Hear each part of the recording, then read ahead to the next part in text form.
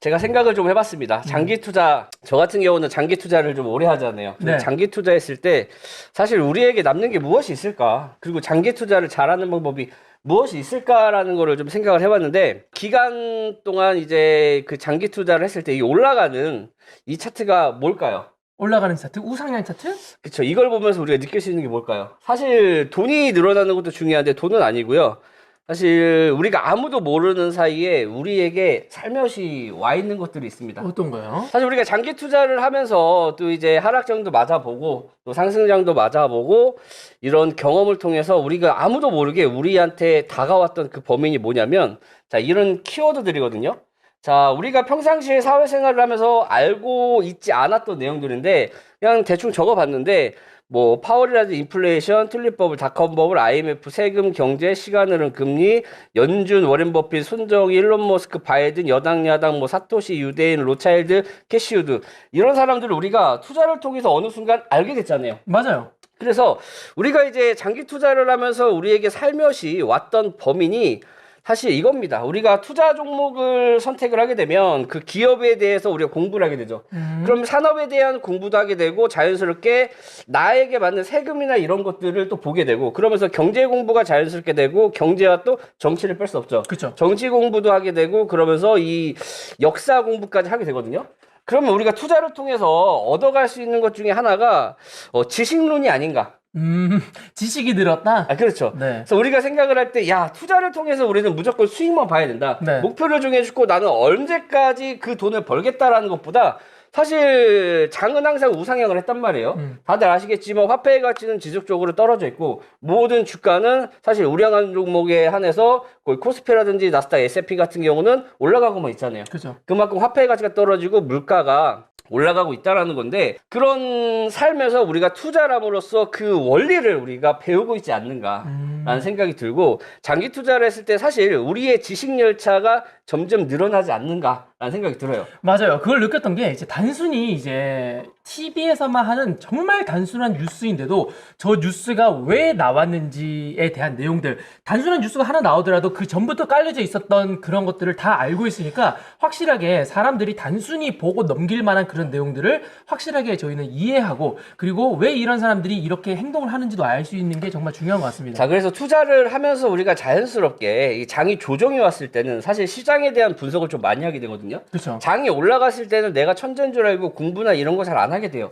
장기 투자나 제대로 투자하시는 분들 같은 경우는 이 조정이 왔을 때 우리가 자연스럽게 산업에 대한, 그리고 세금, 그다음에 그 기업에 대한 가치, 그다음에 내가 투자하고 있는 종목에 대한 여러 가지 것들을 분석을 하고, 또 투자는 어떻게 해야 되는 것이냐에 따라서 뭐 책을 많이 보게 되거나 여러 가지 시사 채널을 보게 되죠. 그러면서 우리는 사실 이 투자를 통해서 수익을 보는 것도 중요하지만 세상을 보는 눈이 생기고 있는 게 아닐까라는 생각이 조금 듭니다. 그러니까 수익 당연히 중요하죠. 그렇죠. 수익도 중요하지만 수익은 별개로 장이 조정을 오면서 우리에게 지식 열차를 탑승할 수 있는 기회를 주고 세상을 보는 눈이 이제 늘어나지 않을까라는 생각을 좀 해봤습니다. 맞아요. 그래서 투자를 할 때 사실 장이 힘들고 지칠 때마다 알게 모르게 우리는 지식 수준이 올라갔고, 이 지식 수준이 올라간 상태에서 우리가 이제 본업을 하게 되고 내 삶을 살다 보면은 사실 남들보다 더 튀어있는 시선으로 본업이라든지 사회생활도 더 잘 되고 내가 어떤 일을 선택할 때도 좀 더 좋은 결과를 가져오는 그런 효과가 있지 않을까라는 생각을 좀 해봤습니다. 자, 그래서 사실 돈, 행복 중요하죠. 중요하죠. 근데 돈이 목적이 되는 것보다는 이 과정에서 나오는 행복이 더 큰 만족감을 주거든요. 사실 이제 사업을 해보신 분들이라든지 여러 가지 뭐 이제 인생 경험이 저희보다 많은 분들이 많이 계시겠지만, 사실 내가 지금 당장 오늘 매출이 얼마를 올라갔다라기보다는 이 과정, 내가 만들어가는 과정이 굉장히 중요하거든요. 이 과정이 없다면 사람은 되게 무너지지 않을까라는 생각이 들어요.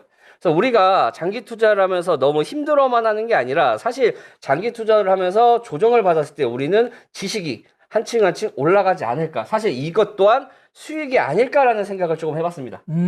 멀리 보자면 이것도 내가 돈 벌기 위한 어찌 보면 네네. 발판이기 때문에 수익이다라고 생각하면 되겠네요. 그래서 방송 보시는 분들도 사실 우리가 알고 있지 않았던 내용들을 많이 접하게 되고 네. 그다음에 관심 없었던 이런 정치나 경제에 대해서 관심을 많이 갖게 되고 그런 것들이 사실 돈보다 더 소중한 수익이 아닐까라는 생각이 듭니다. 맞아요. 요즘 많은 사람들이 이제 나스닥과 비트코인의 네네. 관계 때문에 미국 연준의 입에서 나오는 것들을 많이 중요히 생각하더라고요. 맞아요. 살면서 내가 FOMC라는 단어를 처음 듣는 사람이 엄청 많을 거예요. 많을 거예요. 네, FOMC라고 이제 미국 은행 의원회에서 네네. 말하는 그런 회의들인데 그런 회의를 내가 직접 들어보고 정리본을 들어본다?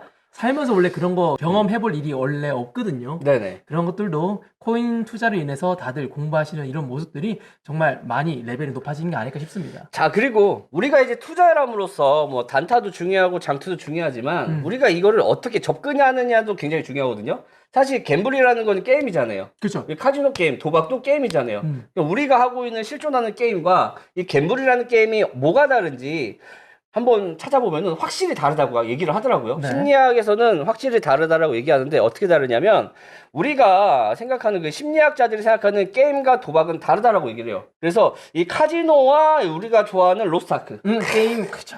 네, 내실 열심히 하고 있고요. 자, 로스트아크 뭐가 다르냐? 도박 같은 경우는 뇌를 사용하지 않는다고 얘기해요.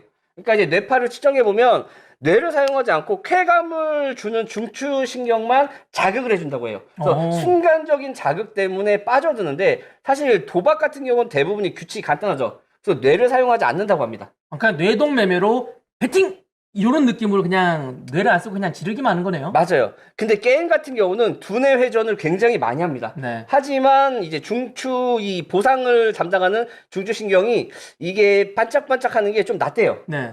하지만 집중하고 몰입하는 건 이제 게임이라고 얘기합니다. 그러면 우리가 투자를 할 때 과연 도박처럼 했을 때는 사실 그냥 베팅해 놓고 간단한 규칙으로 롱숏만 보고 있는 게 아니냐. 네. 그랬을 때 사실 뇌를 사용하지 않기 때문에 사실 우리가 장기 투자나 뭐 단타를 쳤을 때 이 지식이나 이런 것들을 쌓지 못하는 게 아니냐라는 생각이 조금 들고 게임처럼 우리가 했을 때는 사실 분석을 하고 그다음 패턴을 외워야 되고 장비를 맞추든 뭘 해야 되기 때문에 두뇌 회전을 굉장히 빨리 하면서 지식이 쌓이거든요. 네. 이 게임에 대한 지식이겠지만 그래서 우리가 이제 이 투자 시장을 바라봤을 때 우리가 게임처럼 하느냐 도박처럼 하느냐는 좀 다르지 않을까라는 생각이 들고 그래서 우리는 이 투자를 할 때 게임처럼 해서 몰입도 있게 게임을 하면서 지식 수준을 조금 높이는 게 좀 좋지 않을까라는 생각이 듭니다.